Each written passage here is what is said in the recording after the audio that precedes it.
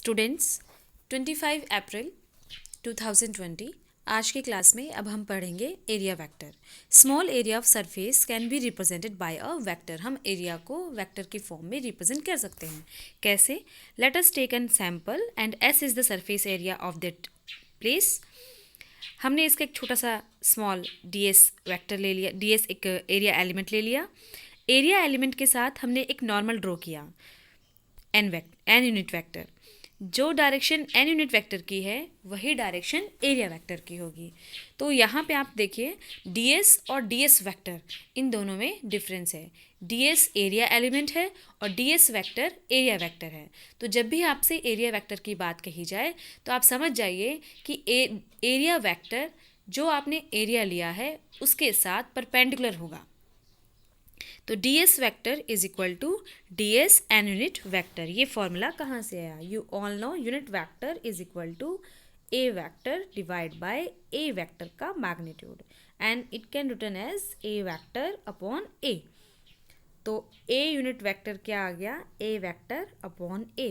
तो यहाँ से अगर मुझे a वेक्टर लिखना है तो हम कैसे लिखेंगे? a vector is equal to a into unit vector. तो हमने वही लिखा है, ds area vector is equal to ds into unit vector.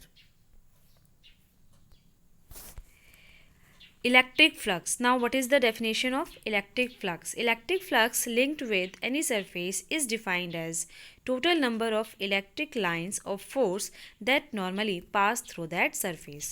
तो किसी सरफेस एरिया से जितनी electric lines of force pass करती हैं हम उसको बोलेंगे इलेक्ट्रिक फ्लक्स। तो हमने एक ये सैंपल ले लिया, इसका एरिया है S और अब इस एरिया से इलेक्ट्रिक फील्ड लाइंस हमने पास की।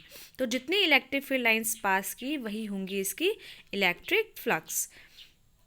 तो हमने क्या किया, अभी आप देखिए छोटा ये यहाँ, इसके बाद ये क्या किया, ये जो दोबारा से देखिए ये जो मार्क किया इसका मतलब है पूरा जो एरिया था हमारा उसका हमने छोटा सा सैंपल लिया ds और ds के साथ हमने एक एरिया वेक्टर ड्रॉ किया ds वेक्टर, क्योंकि ds के परपेंडिकुलर होना चाहिए ds। साथ में अब हमने दोबारा से एक ds एक छोटा सा स्मॉल एरिया एलिमेंट लिया, एरिया एलिमेंट के साथ फिर से हमने वेक्टर एरिया ड्रॉ किया और वेक्टर एरिया हमेशा हमारा ds के साथ कैसा होगा? नॉर्मल। लेकिन आप देखिए कि इस वाले ds का जो था इलेक्ट्रिक फील्ड के साथ सेम डायरेक्शन में आया है, लेकिन यहाँ पर ds इलेक्ट्रिक फील्ड के साथ एक एंगल बना रहा है। Green lines are representing electric field. तो जो ये ds है हमारा इलेक्ट्रिक फील्ड लाइन के साथ एक एंगल बना रहा है। तो ऐसे ही हम और भी एरिया एलिमेंट्स लेकर उनके साथ एरिया वेक्टर देख सकते हैं। और यहाँ पर अब आप देखिए यहाँ पर एरिया वेक्टर इलेक्ट्रिक फील्ड के साथ 90 डिग्री एंगल ड्रॉ कर रहा है। ऐसे ही हम बाकी और भी ड्रॉ कर सकते हैं। तो इलेक्ट्रिक फ्लक्स डी फाई, तो हम इलेक्ट्रिक फ्लक्स को क्या कैसे रिप्रेजेंट करेंगे? डी फाई से। D phi through a small area element d s due to an electric field E at an angle theta with d s is. तो हम क्या करेंगे, जो अगर हम हमारे पास ये डी एस वेक्टर हमने ले लिया, इलेक्ट्रिक फील्ड के साथ ये थीटा एंगल बना रहा है, तो इस केस में अगर हम इलेक्ट्रिक फील्ड के लिए फॉर्मूला इलेक्ट्रिक फ्लक्स के लिए अगर फॉर्मूला लिखना चाहेंगे तो हम कैसे लिख सकते हैं? D phi is equal to E dot d s, E vector dot d S vector. तो फ्लक्स कैसे निकलेगा? इलेक्ट्रिक फील्ड के साथ आप डॉट प्रोडक्ट फाइंड करेंगे एरिया वेक्टर का। तो डॉट के रिप्लेसमेंट में क्या आता है? कॉस थीटा, तो E d S cos theta. Total electric flux phi over the whole surface S due to an electric field E is phi is equal to surface integral of E vector dot d S vector.